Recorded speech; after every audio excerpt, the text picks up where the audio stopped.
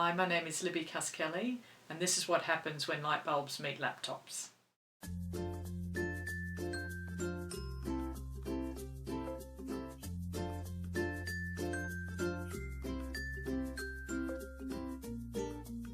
My name is Libby, I'm a writer and I live in Toowoomba in Queensland, Australia. I come from a family of four, two brothers and a sister. I was born in Toowoomba, moved to Brisbane when I was 2, but I lived most of my life in Brisbane. At the moment I prefer living in Toowoomba. I like that it's quieter, I like that it's prettier. Environment is a huge inspiration when you're trying to write. The best days to write for me are cold, rainy days. On those days the rabbits can come out on the hill, so it just, I don't know, it just creates this, I call it the Beatrix Potter effect. It has that kind of an environment that makes me want to write. I wasn't quite sure what I wanted to write when I first started writing, so I tried romance, which I was dreadful at. So it took me a little while before I realised I wanted to write fantasy. Probably the thing I liked the most when I was little was reading. I loved reading. I think I was about 11 when I was at school and we had a writer come to talk to us, and I don't know who she was and I don't know what she wrote, but she wrote children's books. I do remember that. A little light bulb went off that day and I thought, that's what I want to be. I want to be a writer. But it took me a lot of time before I actually started doing writing. I write fantasy novels for early teenage and young adult readers. I have this theory about Arrested Development, that inside I'm still a teenager, and so that might be why my stories, hit that audience. And I think in that, there's so much happening in that age bracket. Your imagination is going wild, you're trying to come to grips with what's happening in life, and so I think there's great scope in that age group to be writing really fantastic stories. The added element of fantasy just allows, your imagination to go that little bit further.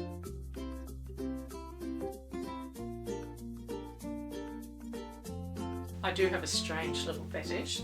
At the beginning of a new story, I have to buy myself a new coffee cup. So I have this cupboard full of random coffee cups.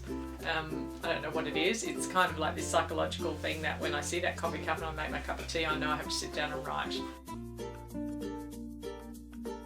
Often it's questions, like writers are often motivated by questions like what if, what would happen if this happened or that happened, or if this happened to this kind of character, what would that mean, or how would that unfold, or those sorts of questions are often playing through your mind. But for me, I often see scenes, I see snippets of dialogue. I also do screenwriting, so often when I'm going off to sleep at night, that's when my ideas for screenwriting come, and it'll just be, again, it might start with just a character in a situation, and then you start playing that out in your mind, and all of a sudden, other characters come in, climaxes happen. If you're aware of story structure, then you've got an idea of what's going to happen or what needs to happen in a story for it to be interesting to people and emotionally engaging. Just playing in your imagination for 10 minutes you can plot out a whole film or a whole book sometimes.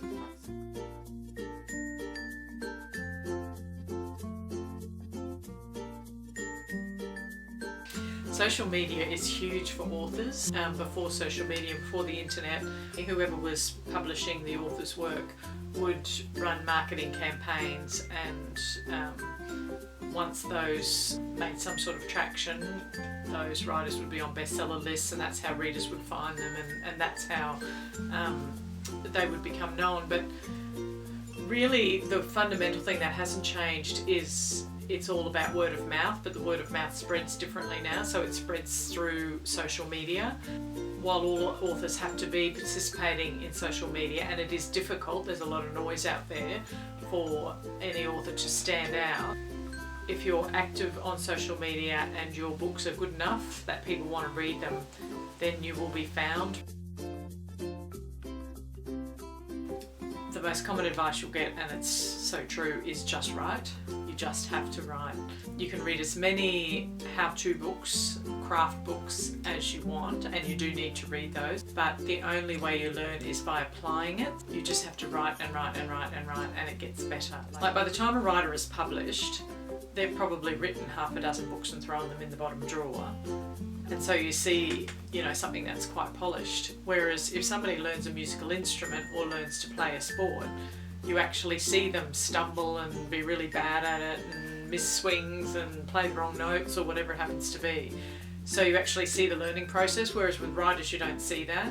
And so I think there is this misunderstanding about the writing process, that if you're not a brilliant writer the first day you sit down to write, then you shouldn't be writing.